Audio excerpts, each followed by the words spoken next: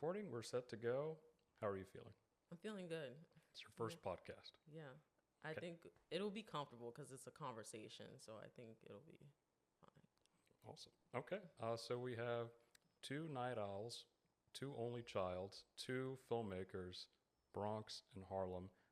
Let's dive into it. So if you can introduce yourself, name, title, and what you do. So my name is Kendra Monet. I'm a filmmaker. And I also work in publicity at Searchlight Pictures. And I have a new film that I just wrapped production on called Attached. Beautiful. Thank you. So Kendra, can we talk a little bit about what it means to be an independent filmmaker? What does that mean to you? Being an independent filmmaker means believing in yourself and also being willing to fight for yourself and advocate for your dream and your vision and what it is that you want to do with your project. I think with being an independent filmmaker, it's a lot of understanding like what your mission and passion is behind why you're a filmmaker, why you want to write and direct, and reminding yourself of your why. So for me as a filmmaker, I want to create stories reflecting my community as a Black woman and intersecting people who are trying to find their voice, especially Black women who are trying to find themselves, find their identity, and also try to discover what it is that they want to do with their lives and the exploration of that and the intersection of that with my stories taking place in Harlem. So speaking of Harlem, you also went to NYU. Can you talk a little bit about how maybe your experiences and studies at NYU prepared you to become a filmmaker or a visual storyteller? I went to NYU Film School, and going to film school was a really interesting and eye-opening experience for me because I had never written and directed before that. I did documentary films, two documentary films that were about people that I knew in like my community, but I had never actually written and directed, and then also trying editing and cinematography and learning all of those different skills. And with going to NYU specifically, a lot of those first 2 years are learning the fundamentals of filmmaking, writing, directing, sound, cinematography, editing, and learning how to do everything yourself. And so it was a really good experience with knowing the fundamentals of how to do all of those things, because as an independent filmmaker, especially, you need those skills of knowing what it is that you're doing and knowing how to talk to each department. And so it was also a good experience my junior year making a short film and having that experience of writing and directing the first time, how to assemble a crew, what it means to like also receive feedback from your peers was a huge thing in film school, and learning how to take criticism and also understanding what it is that I need to work on as a filmmaker. So I think a lot of film school for me was building that confidence and also learning, okay, what is my voice also as a filmmaker? What stories are important to me? And also what do I want to work on after college? And how do I want to grow as a filmmaker? And I think that experience really set the foundation for me exploring film independently after college. Because without film school, I really wouldn't have had that fundamental knowledge of what it is I have to do at each stage of the process, and then also just finding my voice as a filmmaker. I love it. Good answer. And also, you mentioned working in publicity and Searchlight Pictures. Can you talk a little bit about that experience and post-college graduate career, now working in the industry and publicity? What's that like? How is that helping you, maybe as a filmmaker, but also just working within the industry, finding and making more connections? I've been working at Searchlight Pictures in publicity for about 3 years now. And I got the position a few months after I graduated college. Nice. Thank you. So I've been here for a long time working in this position, and basically what we do is work on a lot of awards campaigns, a lot of press opportunities, red carpets, premieres, going to film festivals, and specifically some of the films we worked on, Summer of Soul, A Real Pain, Poor Things, a lot of very high-profile awards campaigns with a lot of high-profile talent. So it's a lot of day-to-day talent management, communication, working with different teams, also managing budgets for like publicity and marketing campaigns. And so a lot of those skills with communication and specifically outreach and advocating was very key, especially with being an independent filmmaker, because you have to not be afraid to put yourself out there and to talk to new people and to talk about your film to different people and also potentially reach out for funding opportunities. So I think working in publicity made me not afraid to do that outreach that I need to do. And then also when it comes to like being exposed to the industry itself, it's really eye-opening because I'm an independent filmmaker and we work with a lot of very experienced vets in the industry. And so it's very interesting because it's like you feel so close to these people that you work with and you're in proximity to them. You're at premieres and the festivals and everything. But at the same time, it's like as a filmmaker, you're still an emerging filmmaker trying to work up to that level. And it's also kind of a bittersweet thing because it's like you see that how much money goes into like a lot of these like major projects. And then also as an independent filmmaker, it's like a lot of filmmakers are struggling for funding and opportunities, and like a lot of the money that independent filmmakers are asking for is really small compared to like a lot of these bigger budget films. And so it's one of those things where it's like you feel adjacent to it in terms of being a filmmaker and creative, but at the same time, it's such a totally different experience on this end of it. I feel like as though you're exposed to a lot of great things and being able to get used to like the big platforms, like you were at TIFF, being able to see, I imagine you're able to see a lot of these films before they're released or at least at their premieres. Exactly. So a lot of that, it's about, in our industry, it's about relationships, networking, being 6 degrees of separation, but you're so close to it. I guess the follow-up on this is, in your 3 years there, how has it changed your view on maybe being a filmmaker, but also the industry as a whole? Are there certain things that like, wow, I didn't know it was like this, or wow, this is something maybe I expected it this way? If that makes sense. Yeah, I think as a filmmaker, it's definitely changed my perspective because it's just shown me how important it is for us as independent filmmakers to tell our stories. Because, you know, currently in Hollywood, I feel like we're seeing a lot of the same stories, a lot of remakes, a lot of sequels, and not a lot of original stories. And so I think it just showed me the importance of continuing and to keep going in terms of telling the types of stories that I want to tell, because currently they don't exist in Hollywood. And then also, I think it was really eye-opening to like work in the industry as well, because you kind of see like the behind the scenes, especially in working in publicity and marketing, you kind of see like what goes into like behind these campaigns, like sort of like it's its own sort of storytelling in a way, like publicity, because it's like what you want to say about the film and also what type of image you want to portray about the film or like people that are in the project. You're constantly telling a story to like put out there in the mass media, especially with like awards campaigns. There's always like a theme. There's always a certain mission that you're trying to tell the audience. And also it's just interesting just how the whole machine works from that perspective. And I think that it's really taught me also as an independent filmmaker what I can do on a smaller level of trying to promote myself and my projects, and the importance of opportunities like this, where you're able to talk about your work instead of just being behind the scenes, which I think like in college I was very focused on being behind the scenes and just making the work, but also this other piece that comes after it of like advocating and talking about your work, doing posters and trailers, social media, that sort of impact and what that can mean as an independent filmmaker when you're trying to put yourself out there for the first time. Yeah, I think it's so key because you know now like the back end, so to speak, but it's kind of like the front end actually. It's like, okay, we're going to make this film. Why are we going to make this film? And we work with a company that's an award-winning company. You know, it's one of those things where, okay, is an independent filmmaker, limited budget, I need to be very careful why I want to make this particular film. What's my ROI? And in terms of the publicity, the marketing, the media aspect, it's okay. What's this poster going to look like? What's the trailer going to be? How are we going to like package it? So what's the EPK? So things like that. Like I think that's very crucial. Like you're not a full-time filmmaker, but you might as well be because you're around it all the time in a sense. So you have this job. You've been there 3 years. I think that's so awesome because again, you're exposed to the business side, a side that many people are not. And I do imagine, I guess, yes, that really does serve as a positive impact for your career. But also, I think we talked about this in a pre-interview conversation.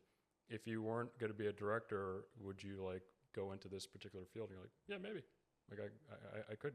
Like this is something not to fall back on, but to elevate yourself. You're able to do both at the same time, which is very impressive. Like industry people you said it's a different type of storytelling, but you're able to do two different types of storytelling, the actual story than the publicity. So I think that's very impressive. So Thank you. kudos to you. Yeah, you're welcome. So let's get into your actual film, Attached. Reading up on this and now watching it a couple of times, psychological drama about a black woman, and there's not a lot of films that really go into that, that field, into that range, and particularly featuring a black woman as the lead, when it's really just about them. So I saw it a couple of times. I left, feedback. Thank you for the feedback form. I hope my feedback is helpful. And I do really appreciate, I got to quote Scorsese here, short films being made for the sake of being short films, not just to be made into a feature. This feels like a really good, bookend, concrete short film, under 15 minutes. I'm like, okay, great, this is a lot. I know it's just a rough cut, but it's a lot of potential and progress to be made there. So let's dive into it. What was your inspiration? I think we talked, kind of bearing the lead here, but we talked about it. What is your inspiration in making this short film, Attached? So there's a few inspirations. I think for me personally, I talked about this a little bit earlier, that in my current position in life, I'm in my 20s trying to figure things out, and also balancing my career in publicity, what I want to do with film, and then also evolving friendships, especially after graduating college, a lot of different changes happening personally. So I think for me, a lot of that was very terrifying to deal with. And also with talking to my friends and people that I know, everyone's kind of going through the same things with career stuff, trying to figure it out, trying to understand how do I fit in, especially as an artist, especially as a black artist, trying to understand, okay, this industry was not built for us, but how do we find our own path to creating our own stories, and especially independently. And so I think with this story, something that me and Demetrius Sadler, my writing and directing partner, talked about was just how terrifying it is trying to figure things out, and it feels like you're constantly under pressure and anxiety trying to figure everything out in your life, trying to piece it all together, feeling like you have to have it all figured out. And so it was very interesting to explore that from a horror psychological thriller perspective. And I think personally for me, I love psychological thrillers. Before I even went to film school, the first films that I saw were Carrie, Misery, these very heavy psychological thriller films that centered around women characters that I loved growing up. And watching them when I was probably too young to fully grasp what was happening. But at the same time, I love horror, I love psychological thriller. And so it felt like a perfect way to explore it with a genre that I already loved, even before going to film school. And so kind of going back into my passion of originally why I enjoy filmmaking was a really great opportunity. And like you just said, Black women, we don't have many thrillers or horror films centering us and about our perspectives. And so it was so fun, posting about this film on social media, because one thing someone said in the comments was Black women deserve thrillers too.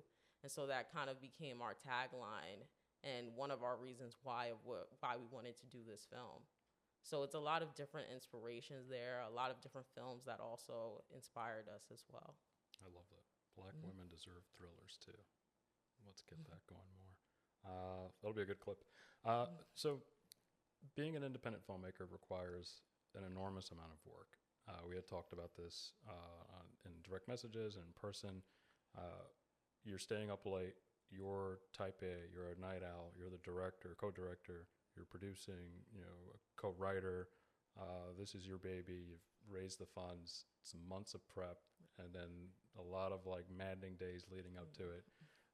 Can you, I guess, talk about your technical approach to the film, the look, not just camera, but production design, costume, the choices for shot selection. There's a few shots, one I'll mention without giving anything away, where she's in the mirror, and it's kind of okay, she's kind of psyching herself up, and I'm okay, this feels like a few kind of films I've seen in the past, but then it's kind of we're ratcheting up the intensity.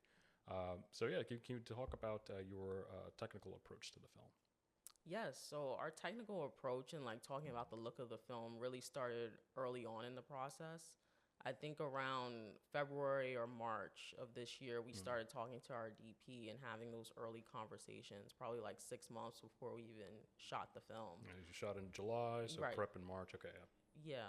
Yeah. And with that conversation with our DP, it was so interesting because us and our DP were on the same page about a lot of different things. And in his lookbook, he included a lot of my favorite films that I love and that I thought about while writing this film. So a few inspirations. One inspiration was Chungking Express, Wong Kar-wai. Another huge inspiration that we had talked about early on were the films by T. West. So X, Pearl, Maxine. Those were huge inspirations. Nice. Also Barry Jenkins, Moonlight, Beale Street. So, and also Pariah was a huge inspiration as well, especially for production design. And a lot of just films that are set in New York City. So like She's Gotta Have It, for instance, because I feel like New York City has such a specific look, even when you're in an apartment. Our apartments are smaller. You can frame in doorways. There's a lot more of an intimacy in framing in a smaller place. And so like that's one of the things that we talked about early on were those films and those filmmakers. And so with creating a look for the film, we talked about our different references and films that we were inspired by. A Woman Under the Influence is also another inspiration by John Cassavetes. Ooh, I don't know. Yeah, it's a really cool film. And one of the early things that we talked about with all those different references were most of the shots were going to be handheld, we knew. And we talked with our DP about that. And he really loved that idea as well because he was saying that with being handheld, it's one of those things where like you can feel like his heartbeat at the same time, and then also with following the characters in the story, it's very fluid. And with following everyone in the story, you sort of feel like the camera is floating in certain sections of the film. Especially, we have like a montage section where you see the characters getting ready, and we wanted that to feel very floating and dreamlike in the film. And so one of the things that we were talking about with our DP, David A. Mejia, he was saying that for that particular section, he was recommending a different lens choice. And so he talked about the Canon Dream lenses. And so they're very beautiful. It's a very like, it's a lens that kind of feels dreamlike, where like you can kind of play with focus in and out. But we didn't end up using that particular lens because when we went to the rental house TCS, they didn't have that particular lens in stock, but they told us about the Ingenue M1 lens, which is very similar to the Dream lens, but it came out before the Dream lenses came out. And so it gives you like a very dreamy, very floating feeling. And then also our AC was telling us that it was harder to like pull focus on that particular lens. But like we also love that feeling of kind of falling in and out of focus. Because with this film in particular, there's a lot of very deep introspection moments with the character and with how she's feeling. And so I really loved that choice for the lens, the Ingenue M1. Gotcha. And then for the rest of the film, we decided to do Cook lenses. Okay. Yeah. So that's how I could tell. Okay. All right. Yep. Yeah, and they're known for looking really beautiful on darker skin tones, and then also have like a softness and like vintage look. And we also used that in our teaser as well that we filmed in December. So it was really cool to use that lens. And then also we did lens tests with our DP to just try different things out, and with our actress as well. So that was also a part of the look of the film, was doing that lens test. And then we just had so many different conversations with our DP where it felt very collaborative. We talked about, sometimes we just talked about films that we enjoyed. Sometimes we just talked about just different stills that we could find on ShotDeck that we thought would look interesting and nice for the film. Can you explain for our viewers, our listeners, what is ShotDeck? Yeah, so ShotDeck, it's a website where you can get different images and stills from different movies. Basically any movie I feel like you can find on there. And it's a good reference because you can visually see, okay, if I'm looking for framing in doorways, if I'm looking for portraiture, like what are some films that do that and some of the images that I can find? Or you can just type in like specific film names and find different images from those films. And it's really easy and a good reference to like show a DP like, oh yeah, I'm thinking about framing it like this for this particular scene. What do you think? And also lighting choices as well. It was very helpful to see like different lighting choices that he was thinking about. So it just helped with the communication of like, okay, this is what I'm talking about. This is what I like. This is what I don't like. So Terrific. I want to get into the acting in a bit because your lead actress killed it. I was staying on the technical, watching the rough cut yesterday, and then this morning I was like, the bouquet is beautiful, but now you explain like why the shallow depth of field. I'm like, oh, what's going on? I was going the other way. I was thinking maybe this is such a deep introspection. You'd prefer deep focus. Everything's in focus. But now I see as you're explaining it, okay, that makes sense. Things are falling out. There's a lack of control. So that makes more sense. I wrote in my feedback, I'm like, I'm a little concerned with the shallow depth of field, but the bouquet is, and I'm like, definitely should use Cook lenses. But yeah, I think it looks terrific. And in terms of, you know, the not just the shots, but the composition, I think, is very strong. Right. Where you're framing specifically the two characters, the lead actress and their friend, when they're kind of like going back and forth into costumes and they're like playing around before they exit. That was very well done because you're kind of getting a sense of like, not that the character is gaining control, but it's just a matter of looking at it from first time. Like, okay, now we're getting a sense of things are moving thematically or at least plot-wise. But yeah, I really like it. Also, in terms of the technical approach, I really liked. There's a little bit of a farcical element. You have an actress who is also auditioning, so there's that. So seeing them in that audition scene, not giving anything away, certain elements, I'm like, that was not only one well lit, and two, I was like, what location is that? Was that the Harlem Academy? Was that the Harlem School, or was that elsewhere? Yeah, that was Harlem School of the Arts, both the theater and the dressing room. Beautiful. I love that you, as a Harlem filmmaker, are able to utilize, because you are, I believe you said you're a dancer there, and you went to school. Yeah, when I was young, I did ballet at Harlem School of the Arts. So it was nice to film in a location that I was in years ago, many years ago, and then coming back as an adult was a really full circle moment, and then having the opportunity to film there as well. And it's a very beautiful theater. I think that's what makes being an independent filmmaker so special, being able to utilize what you can. Right, exactly. And then being able to, again, shoot in your own neighborhood. I think that's special. Exactly. And I think you also mentioned production design as well. Yes. That's a whole nother thing too, because I think early on we had a lot of the same films in mind. Pariah is a film that I saw it was before I went to college. I saw Pariah. And so I hadn't seen that film in years, but like that film I feel like was probably in the back of my mind for a lot of like the color choices that we were able to use. You had a really good color palette in the film too. Yeah, our production designer, Katrin Gratz, she did an amazing job, but it took us a very long time to find her. We didn't hire her until 2 weeks before we were going to shoot. Yeah. That must have been maddening. Oh no, it was crazy. We went through about 4 or 5 different production designers in pre-production. Can you talk about that process? Looking for the right, because, you know, really quick for me, when your budget isn't, you know, not like a micro budget, but it's not that big. Okay, you can rent, you know, camera and glass. Right. Yes, you want to have a good actor. Yes, you need a good cast. Yes, you want the locations, but something that's underutilized, 3 things for me. You need a really great production designer. Right, exactly. You need a really good AD to keep things on schedule.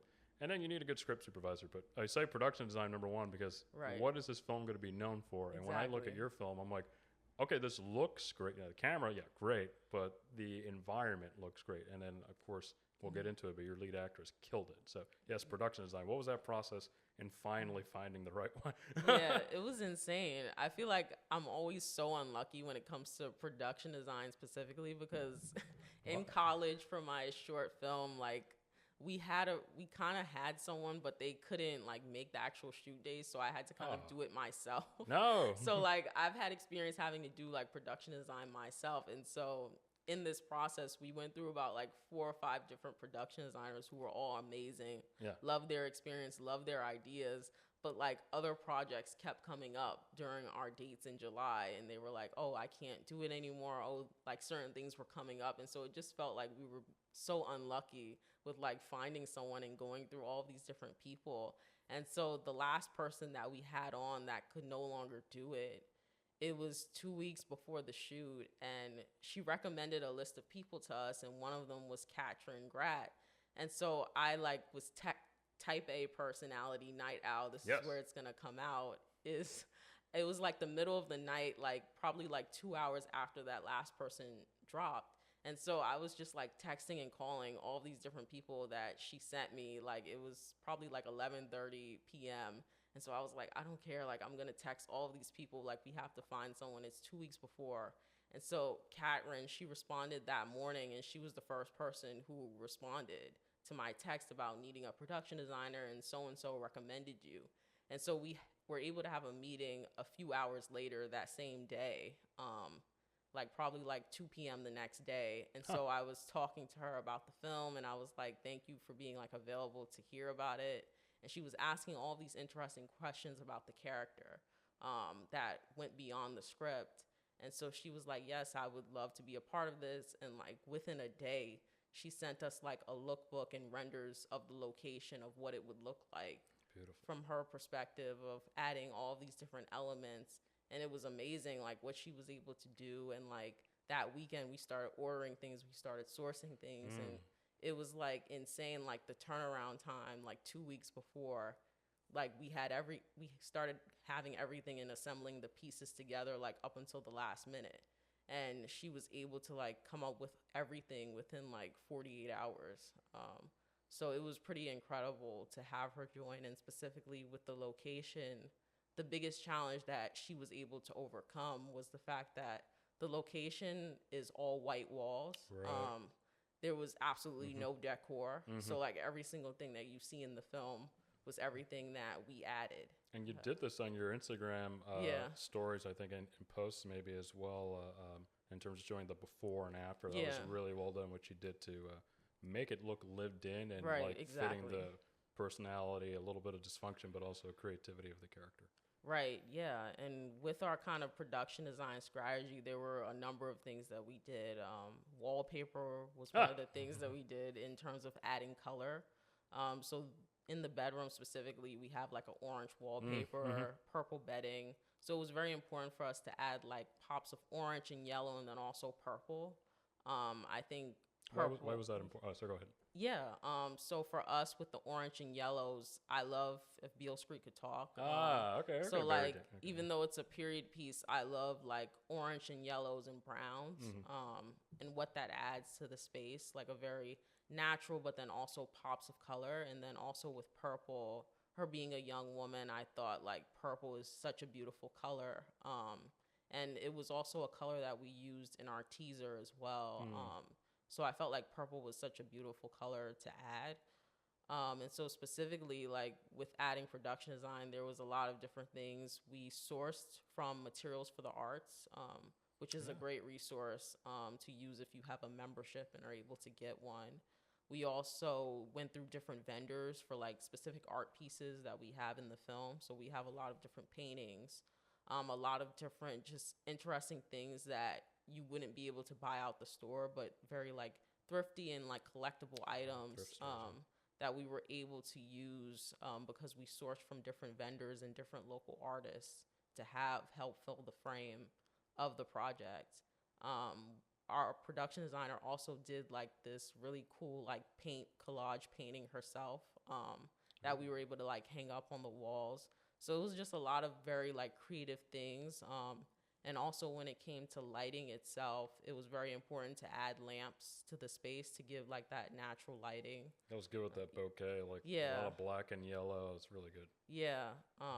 And so, that was like basically our strategy with production design. And it just came together like within those 2 weeks, all of it before the film and before we started shooting.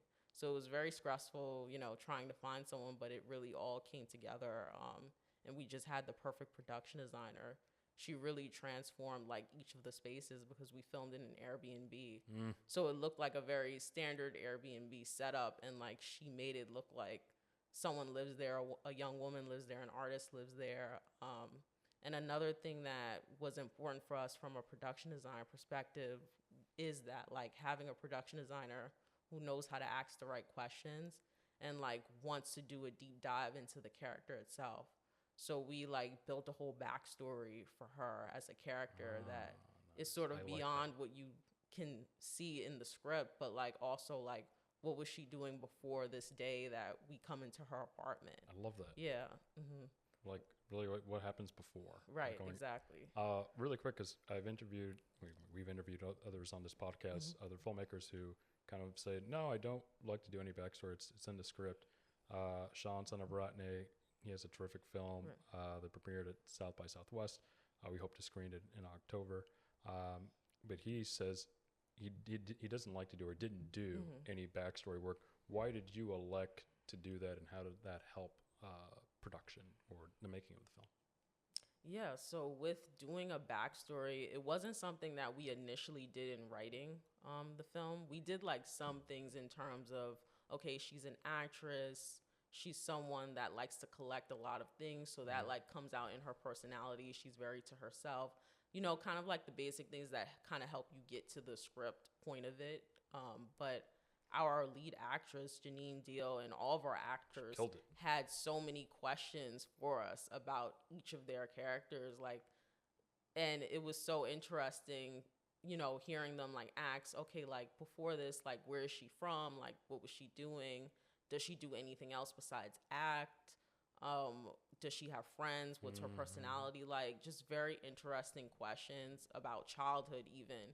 And so it was like we have to create some sort of backstory to like help our actors, because all of our actors had questions about their respective characters and what they were like that led to that moment. And so it was really cool because in sort of a lot of our different rehearsals that we had with our actors, it really wasn't even rehearsing. We didn't even like rehearse the actual like words on the script like every single time. Right. Mainly it was just us all talking collectively together about different character relationships. So like the main relationship in the story is between Drea and Devon. And so both respective actors, we would be with them like in a room just sitting and talking about their relationship. How did they meet? Things that you don't know like in the script or the story, but just what brought them and led them to this point in their relationship, for instance. And so a lot of those conversations we would have with actors would just be talking and trying to explore with each other, like, what is that backstory? What does that look like? And so it was important for our actors to know that. And then also it became important later on when it came to our production designer and art director in terms of building out these spaces and what it means to kind of have like these personal things and personal items that are relatable to the character, but then also while you're watching, it makes you feel and like also it makes you understand the person better, because they're not necessarily like talking about their backstory while they're like in their dialogue and talking as characters, but like you look around the room and you see like these personal anecdotes, these personal touches that, you know, we ourselves have in our own spaces. So we're really trying to reflect, you know, reality and what it looks like. Yeah, 2 quick points that I completely agree. Production designer helps you to transform and create the world, and then the DP helps illuminate it and really bring it to life. And then secondly, I think what you just outlined is a terrific kind of like script or like assistance or like guidelines for directors in the sense of how to actually utilize or properly utilize rehearsal time. Right. So I'm assuming, I'm not going to assume, I'm going to ask how many days or how often did you guys rehearse prior to production? We had so many rehearsals. So specifically it varied between each person. So with our lead actress, Janine Deal, we actually casted her very early on. We casted her last year, like October of 2024, because we did like a teaser in December. So we had to cast for her character early. And so we've been working with her probably almost a year, in a few months it'll be. And it's been so interesting because we did like a variety of Zoom calls with her. We also did in-person rehearsals with just her and without like some of the other actors in the story, because a lot of her scenes are to herself and like herself dealing with her character and a lot of like complex emotions that she deals with. Like a part of like her character as Drea is like she's trying to figure out herself, and then also trying to figure out these different elements with her ex, and then also her friendships. But I also wanted to say, I think what you outlined in terms of the use of rehearsals, not just, okay, we're going to do line reads. Right. It's like, no, we're going to situationally, okay, what are thematically, what are the relationships Right. in each scene between these characters? And let's really unpack this and really talk about it. Because it's really a collaboration between the actors. Like the actor is the writer, the directors, and you have co-directing. So it's a bunch of people Right. In a room or, virtually talking about, okay, what are we really trying to show in this scene, and how does this make sense, and certain beat by beat. So the actors bring a lot to it. I think really terrific. Also wanted to ask in the sense of I think you already outlined like the timeline from March to July, but I also wanted to say I saw on a couple of Instagram stories you were using like I think a variation of different shutter angles. I don't know if I saw the 144, but I know I saw 172. Right. So watching the film, like, this is a very sharp film. Right. It's very shallow depth of field, very sharp. What was the intention behind that? I can think of a few reasons outside of sharpness, but what was the intention behind utilizing, not just for those of you who don't know, the 180-degree shutter angle is universal, but people tend to deviate to achieve a certain look. Yeah, I think that was all our DP, David. I think our DP, he was very committed. And that's another thing in choosing the right DP is that he was very committed to like us shooting in the highest resolution, us having beautiful images, 4K, and also us having beautiful images and us really having sharp images. And even during the process of filming, he created his own LUT for the project. Nice. So it'll really make color correction go a lot smoother and quicker having that. So he was just very committed to the overall look of the film. And I think that was one of those choices, like his personal choice of like choosing that depth of field. That it was a great. I think it was a great choice. It looked really good. So I guess wanted to ask now a couple questions here, more personal for you. What sets Attach? What sets this project apart from previous projects, and how have those projects helped you in terms of growing as a filmmaker to reach the point where now you just created Attached? Yes. So I feel like with this project Attached, I feel like I went through like every single phase that like a filmmaker could go through like with a project. Many hats. Yeah, I know. With my previous projects, I made them in college and I made them in a school environment. So it was like, we had a lot of the resources already there for us. Crew was available because it was people that I went to school with. So there were a lot of elements that were already spoken for that I didn't have to worry about. But with this project Attached, there was so much in terms of building from the ground up with this, even in the writing process. It took us over a year to write this, and it went through so many different phases. It was totally different when we first started writing this project. It wasn't a psychological thriller. It was more of sort of like Insecure. Yeah, exactly. That's the vibe I got. Yeah. So it was a lot more like that and too similar in a lot of ways. And especially so it in the mirror scene. Yeah, exactly. And so especially for us, it was about, okay, like we love Insecure. We love all these different films and shows, but we also don't want to make it too much like that because it's someone else's voice. Yeah. How do we find our voice? And so I think with Attached, it really helped me find my voice as a filmmaker and really rediscover what I love about film and combining all the different things that I personally love. I love psychological thrillers. I love comedic elements in a story. I love stories about adults who are sort of still coming of age. I love films that are deeply introspective and about friendships and about personal relationships. So I think it's a film that combines everything that I love and I'm inspired by. I think that's what sets Attached apart from my previous projects. I think in my previous projects, I was still finding my voice, still discovering what it is that I love about film, still trying to discover what type of filmmaker I wanted to be. Right. And so with Attached, I feel like there's more of a clearly established style with Attached. I think it's also very similar in certain ways to my previous projects because I think the same themes thematically are still the same, especially shooting in Harlem as well. A lot of films dealing with identity, who we are, exploring sort of like our psyche as people, and then also how we respond in different situations. I think all of that is very similar, but I think with Attached, I really grew as a filmmaker and as a person as well, because it taught me what it means to like fight for what I'm passionate about, and then also having to stay in that same like committed mindset of like believing in myself, believing in this project. This is why this is important. This is why this is a timely story, especially based on the feedback that we got from other people about psychological thrillers, especially centering Black women and exploring our internal lives. And hearing a lot of the feedback that I got, it really reminded me why Attached is like so important and so timely. And so I think compared to my other projects, it's very like hardly fought, but then also very timely in a lot of ways. And it was good to like continue to remind myself of that. And like we've been working on Attached for a year and a half. We've been working on it for a long time. And like at each phase of the process, it was like, okay, like this is what's next. This is what we have to do next. We have to do the teaser. We have to crowdfund. We have to make the short film. Like each step was like building to the next thing. And so I think that was my first time really having to do that, and stay with a project for that long. I love it. Yeah. And this is like your first project since you finished NYU?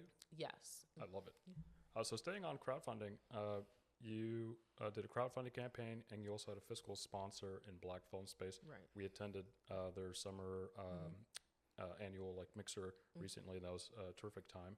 Can you talk about your approach with the crowdfunding campaign and kind of explain your approach to getting or obtaining a fiscal sponsor? Yes. So crowdfunding is its own process in itself. That's so different from like actually making the film. Like it's its own like separate process in itself, and that was something that I didn't 100% know going in. So with crowdfunding, so me and Demetrius Sadler, my co-writer and director, we met during an accountability group in 2023 with Black Film Space. And we met during that group, and that's how we started writing. And so it made sense for us to reach out to Black Film Space and tell them, like, you know, we already filmed the teaser at that point. So we sent them the teaser and we said, you know, we're going to be crowdfunding in March. And so we're looking for a fiscal sponsor. And what sort of led to that decision of looking for a fiscal sponsor was that for us, we knew that like the whole tax deductible piece of having a fiscal sponsor, it might help like bigger donors who might be interested in donating more money. You have that tax exception and tax deductible status. And then also, we also knew that having Black Film Space specifically, it's an organization that's well known. They do a lot of events. They support filmmakers and creatives. So we knew that having that name, like if we wanted to reach out to strangers to potentially donate, you know, they can see that this is a legitimate project. And so with crowdfunding, you know, you have to fill out a form with Black Film Space with like your pitch deck, explaining the idea, how the funds will be used, you know, what is the overall goal for you in your project. So like after filling out that form, that's how we got approved with them to be our fiscal sponsor. And from there, it was a lot of planning with crowdfunding. So our initial idea was to have a teaser. So we have like a 2-minute teaser of the short film Attached to introduce people to the character, the psychological thriller elements of that'll be in the actual short film. And so with the teaser, we thought it would be a great idea to help engage people who may not be familiar with our work, of what we're planning on doing, and to also like build more of a base of people who are interested. Right. And so with the crowdfunding aspect of it, my strategy was to reach out to everyone that I knew. Like it didn't matter if I had one conversation with you, whatever, like we were trying to raise $30,000. Okay, great. So, that's what I wanted to get to. What was the goal? And use that NYU network. Yeah, so it was a lot of money. So we didn't have a choice but to reach out to family, friends, everyone. LinkedIn also was a great resource, just connecting with people personally and seeing if they were interested. And a lot of people on LinkedIn were interested and did donate to the project. And so for me, like with crowdfunding, it's a few things that I didn't know going in. So with crowdfunding, you do have to, it is a lot of work in terms of every day. You have to personally reach out to people, say your pitch, say what the project is, send the link. And so with that, it's really helpful to like personally reach out to people because I saw that made a difference instead of just posting. So Facebook messaging, LinkedIn messaging, texting people that I knew. I saw that personally reaching out to people really helped with that because just posting about it really didn't help us get any donations. It was really personally reaching out, and someone else that I knew who had crowdfunding had a similar experience of like personally reaching out. People did donate if they could. Sometimes you don't get a response from people, so it's a mixed bag, and you have to really reach out to a lot of people. You have to reach out to thousands of people, a lot of people at once to try to get the funds that you're trying to raise. And then also another piece of crowdfunding, we had like a few incentives. So like if you donated $100, you got BTS photos. Perks. Yeah, different perks. And then we also had like different fun boxes where you got posters, scripts, and just fun things the higher that you could donate. And so for us, I think with crowdfunding specifically, we also did a lot of cold emailing as well to different production companies, and then also to different executives. And we did get like some responses of people who were like interested in the project, but like when it comes to like the industry, it's one of those things where it's like people are interested, but then also like sometimes you don't hear from people after that. Interest translate to action in dollars. Yeah, exactly. And so it was sort of like a mixed bag that you deal with when it comes to crowdfunding.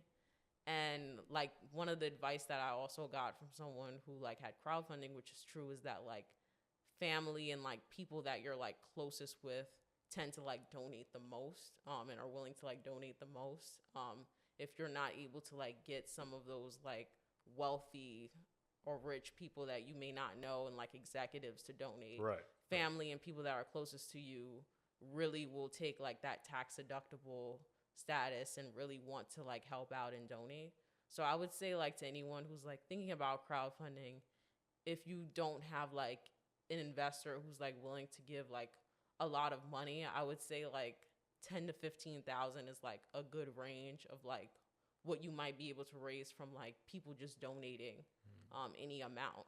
But like to really get to like 30 and up, like you really need people who are going to donate a lot of money, and who can afford to donate a lot of money. So I would say with crowdfunding, it's a lot of different work. It's also something that you have to be prepared to do and like sort of like separate your time with that, and then also the pre-production of it, because it can like take over pre-production. Because you're reaching out to people every day constantly. But I like how you staggered it, so to speak. A year and a half working on Attach, you're in post now, and you had that period of, okay, let's shoot the 2-minute teaser, let's do the crowdfunding campaign, and then, okay, now we'll go into pre-production.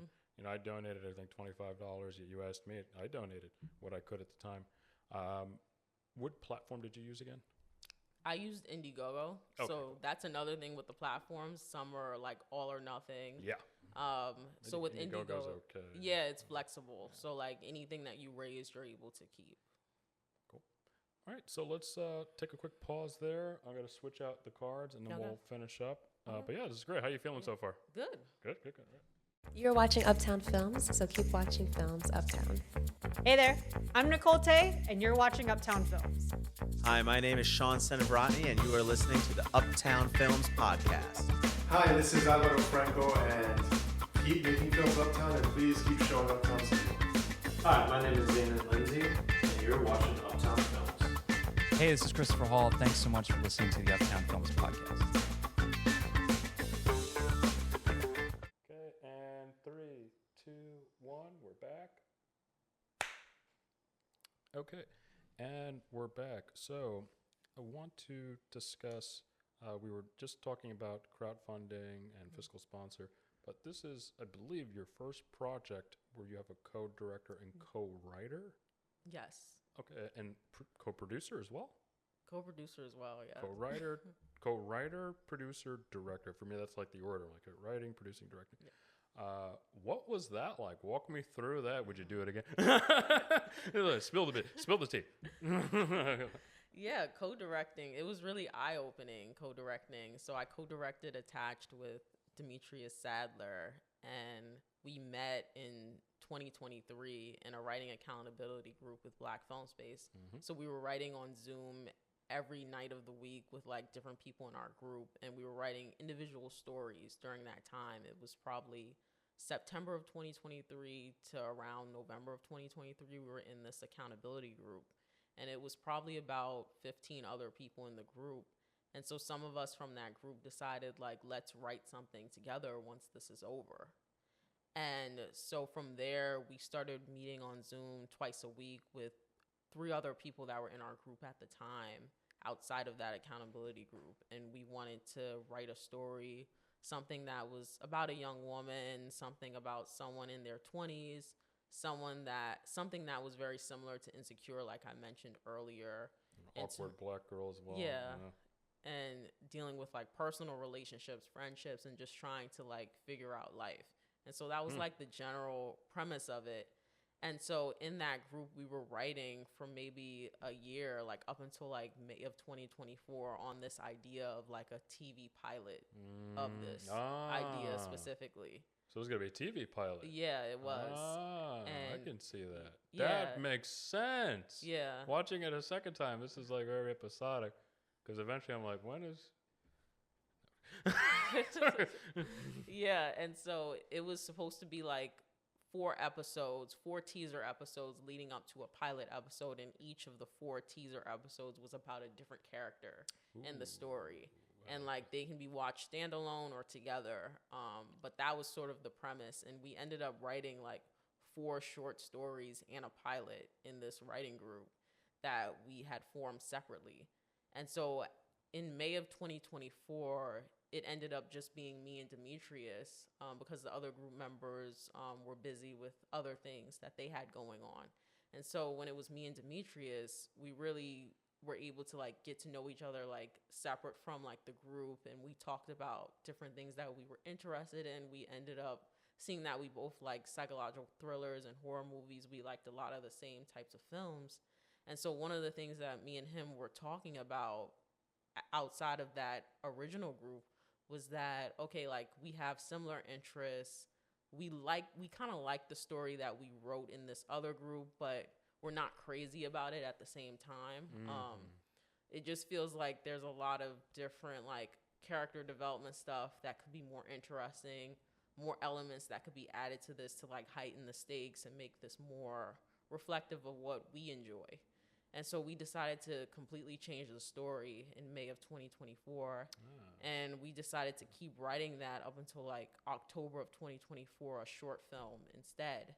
Because we got advice from this like executive producer that we had met with that said, oh, it might be easier for you to do a short film. Right. Because with TV pilots, you have to kind of already be in the industry, already worked on television shows already to kind of get that to break through. So why not do a short film? So we decided to do a short film instead, and we ended up writing the teaser for the short film because we knew we needed to crowdfund, and then we wrote the actual short film, and we decided to add murder. We decided to add psychological thriller elements. I don't know if you want to give that away. Sure. Just more like horror elements because we both love horror, and then also we decided like let's make this person an artist like us.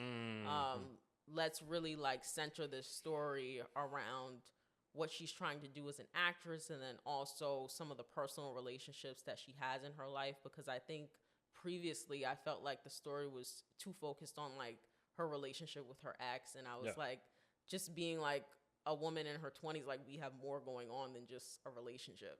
So I wanted to add that career element to it of like her trying to pursue her dreams. And then also I wanted to add the element of friendship as well, because I know how meaningful and important my friendships are to me.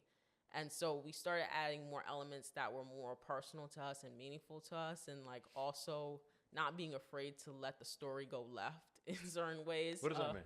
What do you mean just by that? like the horror element of it, like with murder, some of the choices that our character makes, like not being afraid to sort of write that in.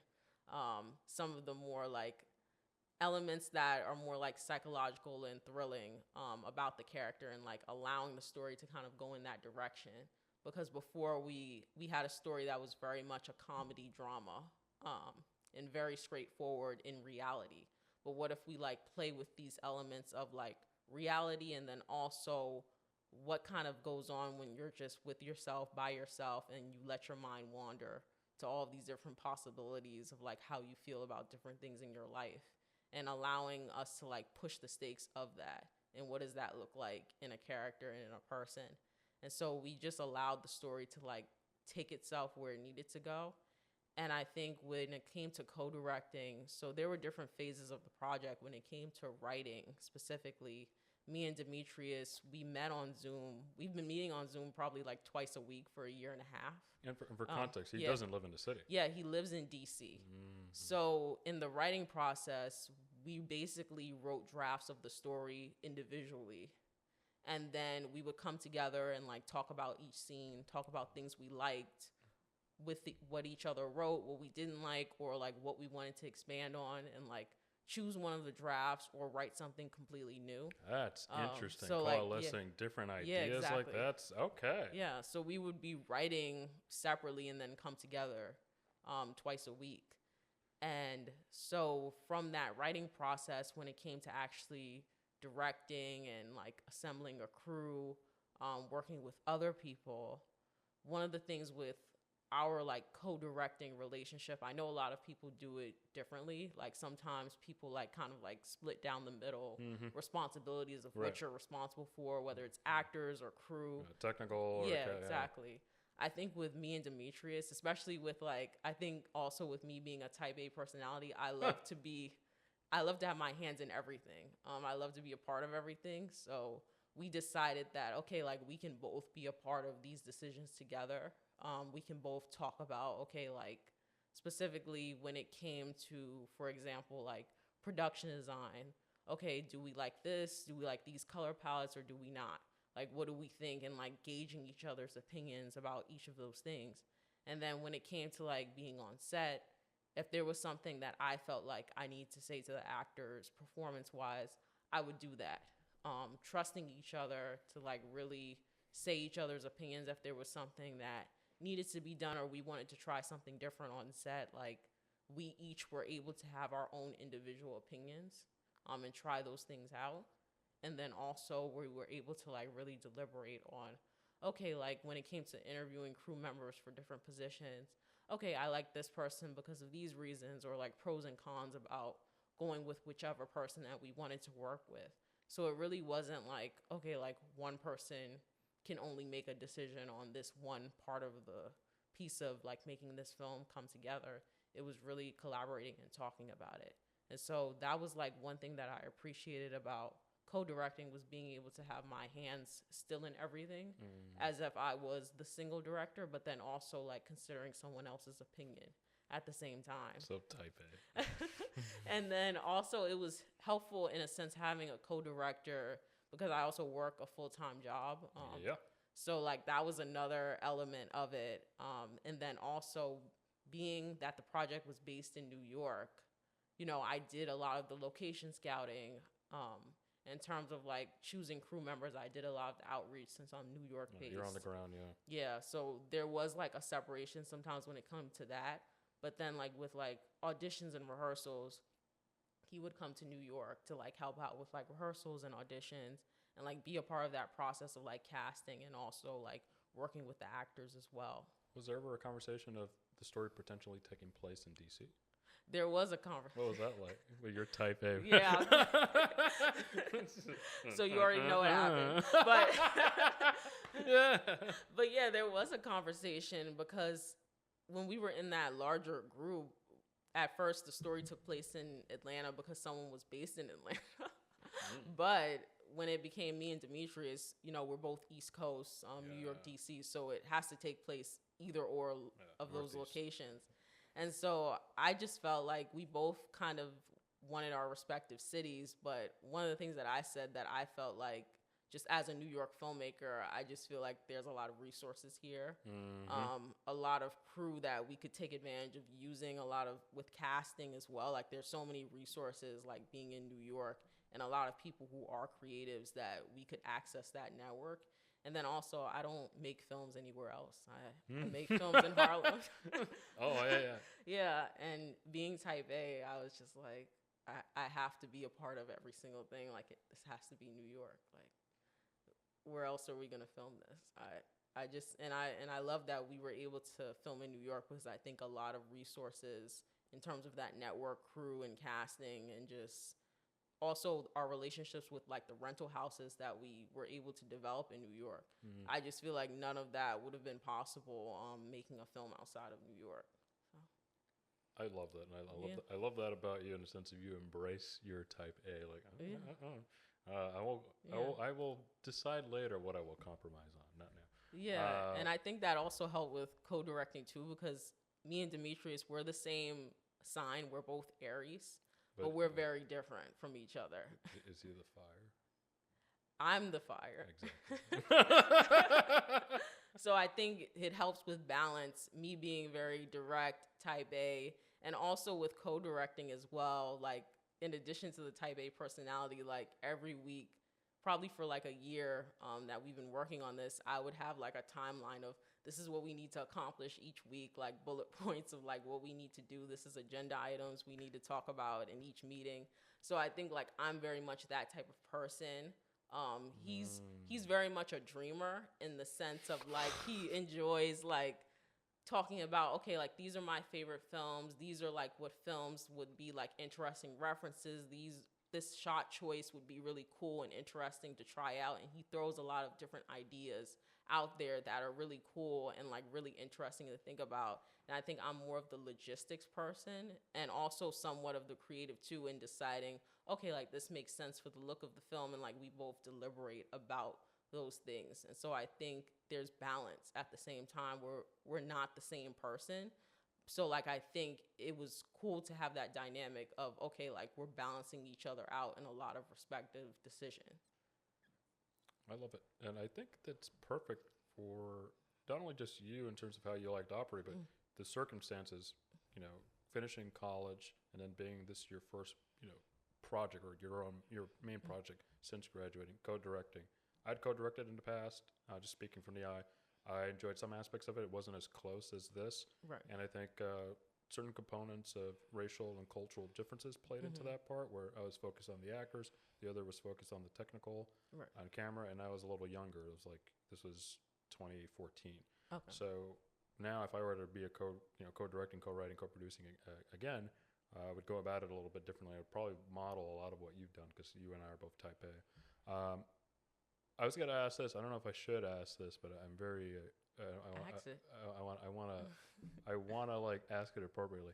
There was some aspect on production that wasn't good. Somebody wasn't doing their job as well, and I don't know. Was it the AD? Somebody wasn't doing something, and you were like, "I'm gonna have to like take over."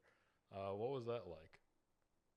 I don't think there was ever a sense where like someone was like doing. Okay, so was it another project? Maybe we had discussed there was like some role or somebody on set that wasn't meeting up to the Kendra standard.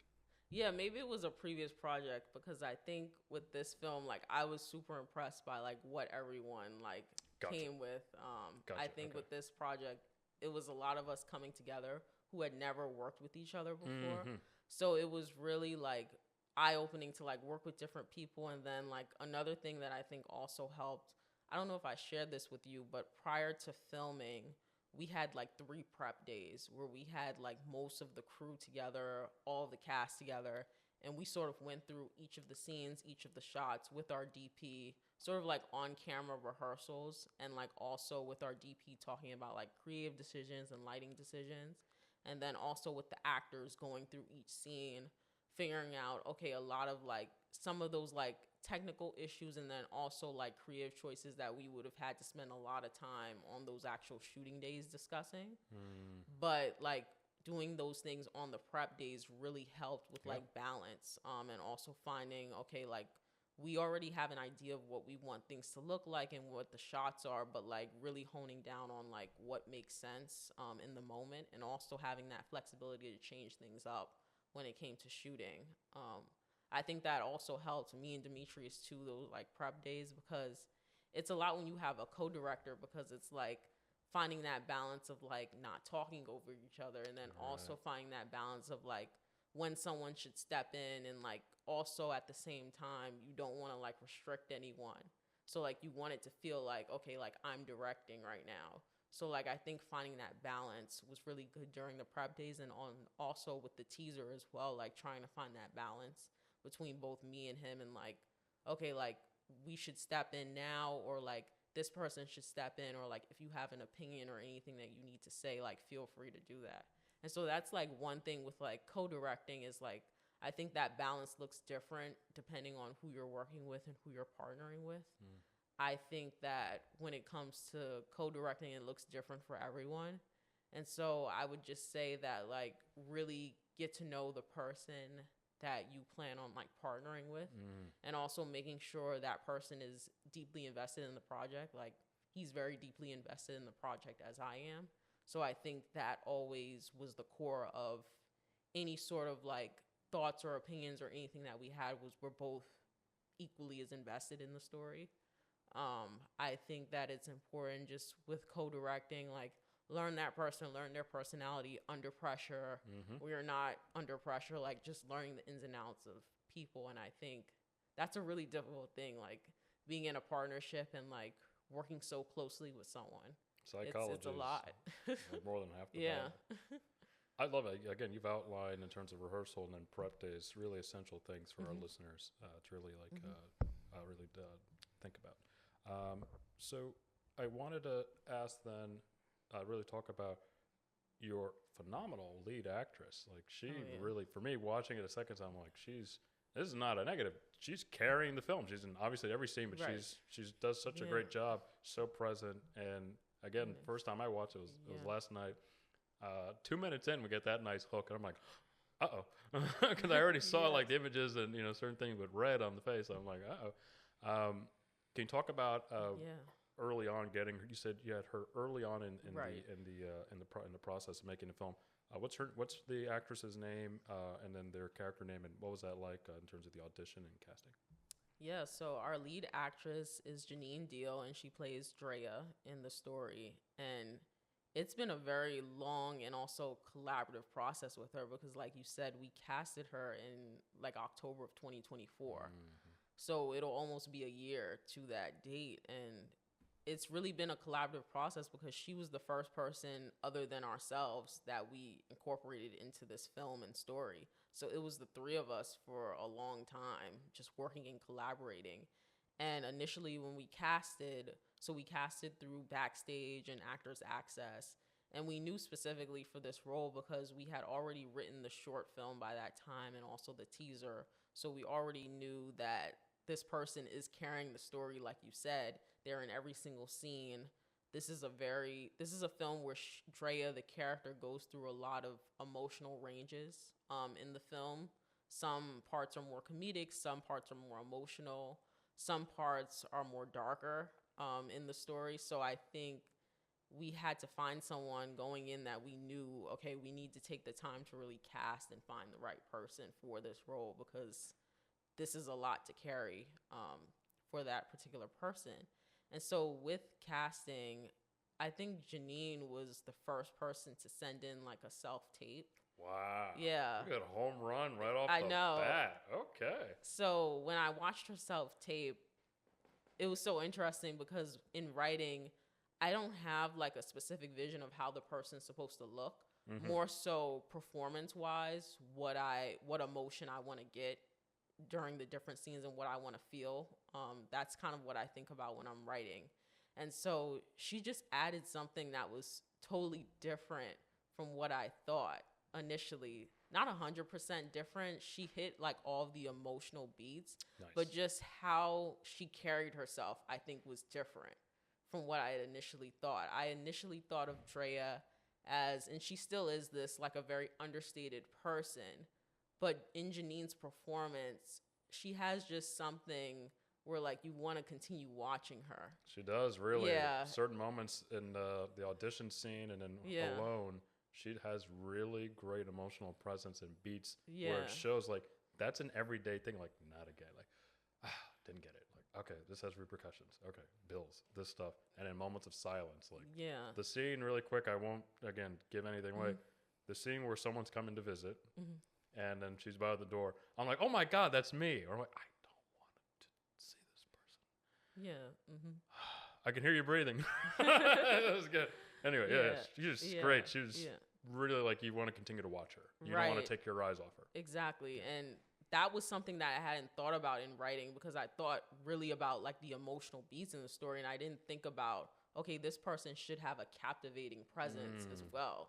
And that's something that you really won't know until you see how other people interpret your script. And so that was something that immediately stood out in the audition process, was that captivating presence that she had that no one else had. Because even though everyone else was doing a great job hitting the emotional beats, there was just something about Janine, just something extra that she had that was hard to explain, that was just captivating. And I knew that that was a quality that we needed to have, because like you said, this person is in every single scene. So regardless of the emotional beats in the story, this has to be a person that the audience wants to watch, wants to root for, because of her presence. And so with Janine, we did initial rehearsals for the teaser. And in the teaser, she doesn't have it's voiceover. So like, she doesn't have like any direct dialogue in the teaser. But we did some rehearsal for the teaser. And then on the day of the teaser, she really wowed us with just how she was in character, how she was focused, how she just carried even like the 2-minute teaser. I was just really impressed by her commitment to everything, and her ability to also listen to us when we gave feedback, and also the types of questions she had. And like, immediately when we first casted her and told her that she got the role and that we were interested in moving forward, she was just saying that, you know, I really can identify with this character. I love like the character of Drea, and I can really identify with being an actor, trying to figure things out, trying to come of age as an adult. Yeah. That she could really identify with all of those things. And like, she was the first person that had really expressed that to us, that passion behind wanting to know the character. And so she just completely committed herself even into this year. We had so many moments with just Janine and us just talking about the character. She wanted to know like the chakras of the character. I'm seeing similarities between the actress, finding the right actress and finding the right production designer. Right. Who committed themselves, who went above and beyond. Right. Who was the most curious and committed. So. Yeah. And like, Janine also like surprised me too, because she told me that, you know, she got an acting coach just specifically for this project. Ooh. Yeah. And she's like, is she a very experienced actress? SAG, non-union? She's non-union, but Okay. she's had a lot of experience, especially in like commercials. Okay. But yeah, she got her own acting coach just for this role. She also told us like, because there is like a scene where she's dancing, she also got a choreographer to Damn, help her. look at that commitment. Yeah, so All of this for my film. yeah, I was just so like touched as well that like on her, it just deeply felt like we had another collaborator alongside us. I love it. Yeah, and so that was something that was really amazing and beautiful about the process, and about just working with her, and even being on set. Like, she meditates like before she has to like go into a scene. Like, she's very like serious about what she's doing. She asks us so many different questions about the character, and she really like puts herself inside like the character's mind in a way that was really beautiful to watch. It was my first time working that closely with an actor, where we just had like this really cool, just collaborative relationship, bouncing off ideas with each other, talking about the character, talking about the story, exploring that together. So it was really just a beautiful process of that. And with the type of story that we have, I feel like there was just no other way to go about it, because this character, Drea, has so many different layers to her, and she's in every single scene. And it was just important to have someone who was just so deeply committed in the way that she was. And yeah, it was just like so bittersweet at the end on the last day of production, because it was like, we've been working with you for like almost a year. Like, this is insane. Like, that's another thing that like separates Attached from like my previous project, is just the whole experience of it really was just amazing to like be able to work that closely with people. Every actor should be like that. Yeah. 100%. Quick, kind of wrapping up as we get into the rapid fire.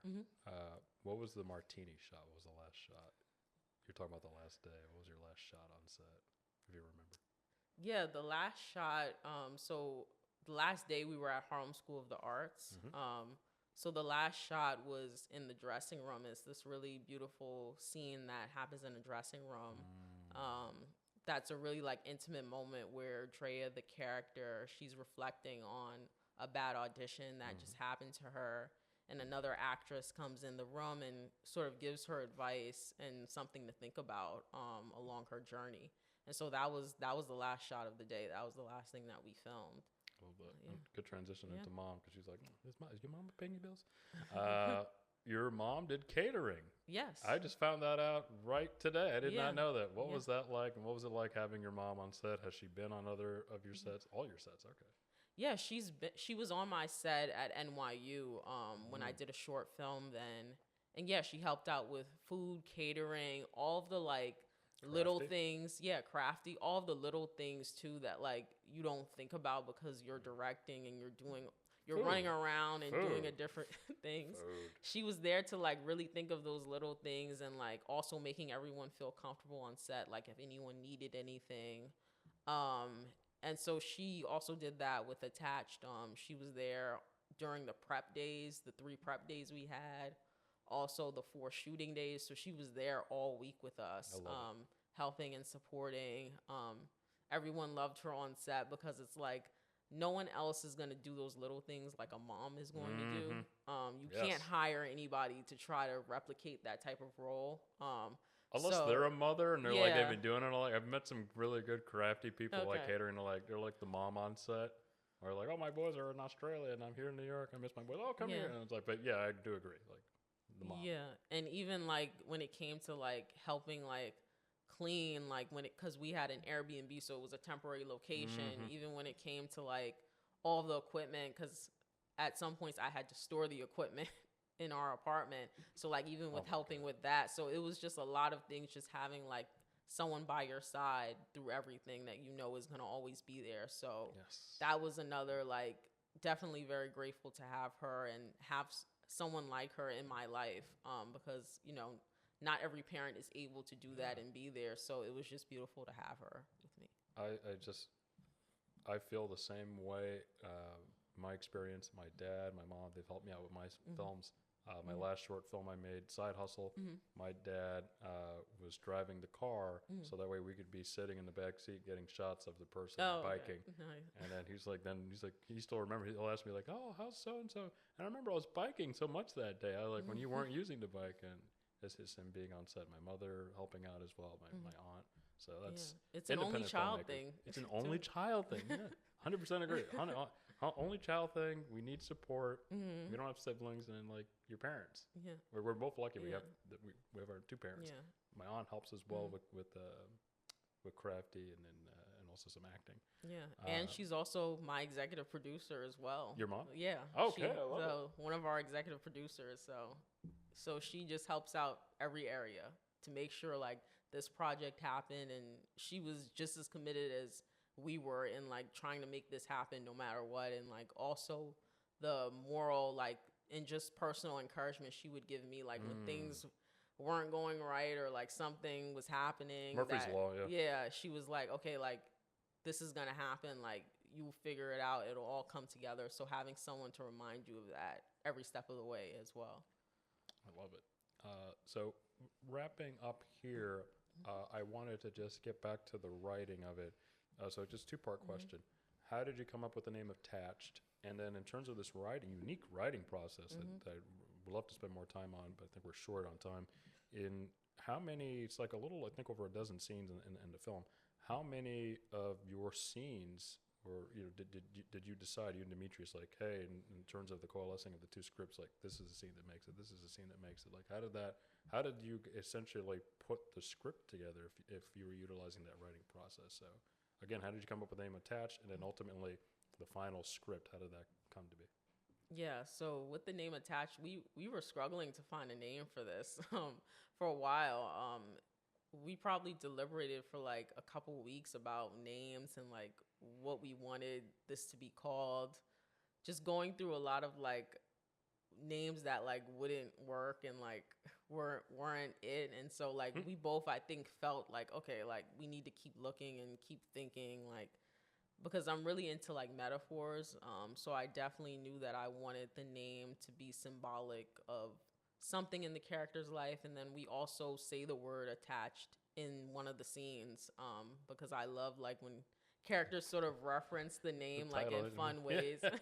So I think attached was like one of my suggestions. And then like we were still deliberating names, but then like attached just felt like it was right for this. I think because the character of Drea, she's deeply attached to her career in some unhealthy ways in terms of it informing her self-worth, as well as a person. And so like she's attached to this career of making it and being an actress in some unhealthy ways. And then she's also still attached to this relationship that she had with her ex-boyfriend. So there's like multiple attachments that are happening throughout the story. And so I just thought attached just fits both of those sides of her life. Yeah. So attached worked in that way. And then when it came to this writing process, it was so interesting because I have to look at like how many pages we ended up writing because we wrote so much of it. Like we each would come together each week, you know, if we're focused on different scenes, and we would like come together and just write together on Zoom twice a week. And so kind of like our strategy for that was like, we were thinking about what we had previously wrote with the TV pilot and thinking about some of the relationships established. So we still had a character named Drea. We still had an ex named Devon. We still had a best friend named Naya. So a lot of the similar characters that we still have in the short film. But we had these scenes with them, and we knew like, okay, like we want to keep certain things, like her ex is an influencer. And we also want to keep certain relationship dynamics of her and her best friend having like a fun, but then also relationship where they're able to be open with each other. So we wanted to keep certain thematic things still in the short film. But then we were like, let's just completely write something new and like see what we come up with. So like, for example, with the theater scene, I think it was probably my idea to incorporate the theater scene because I was like, in our previous drafts, we have nothing about like what she does. So like, let's actually show the audience like what it is that she does, what it's like to be on the audition, at an audition. And so one of the things that we did with the audition is like the dialogue in that audition scene are like it's like an actual scene that we did have in the pilot. And like in the pilot, it was totally different because it was like she was going through her head of like what could go wrong on a date and like what that would look like. And so we decided to just put it in the audition scene as like its own separate story, for like the casting producer. So like we decided to incorporate it. It was like my idea, I think, to incorporate it in like a fun way. And so Demetrius really liked that idea of still like incorporating like some of the old stuff we had, but like revamping it. And then also, I think it was also my idea to like have a montage of some sort with like her and her best friend of like showing them getting ready. Because I think we had like a getting ready element of like her getting ready for a date in the pilot. But we wanted to like, I was thinking like, okay, like let's do something fun to like show her getting ready, have her best friend be a part of that process. Right. So like those were some things that we had. And so for me and Demetrius, we would like write separately, like just different scenes, and then we would come together and talk about it on Zoom. And sort of the process with that, I think me and Demetrius, we sort of saw like some of our writing strengths, like individually. Yes. And we were able to explore that. So like, I like that. for me, some of my strengths are like dialogue and also like character relationships. I think I'm really good at like exploring character relationships, and then also especially in like two-person scenes. Yeah, exactly. And also like sort of like the overall flow of like starting off a scene light and then ending up like sort of deeper in the scene and like what the actual point of it all is by the end of it. And then like with Demetrius, he's really good at like a lot of those comedic timing moments. And then I think with us, we decided, okay, like we kind of saw like with Demetrius's dialogue, like adding some of that into my script, and then also some of how like I organized the characters and the scenes, like adding that in the final. So we kind of saw and like highlighted what we liked and what we didn't like. And then also we would also push ourselves with our own work, because like I said in the beginning, like with the character of Drea, she was really kind of one note initially. And so we needed to add like more conflict, just more about her personally. And so we both kind of saw that. And then we also asked other people for advice to kind of be like that third person to kind of say, okay, like, I like where it's going here, but what does it look like if you push it further? So like, I think adding that additional person for feedback really helped with us, especially if we were split about how we felt about things.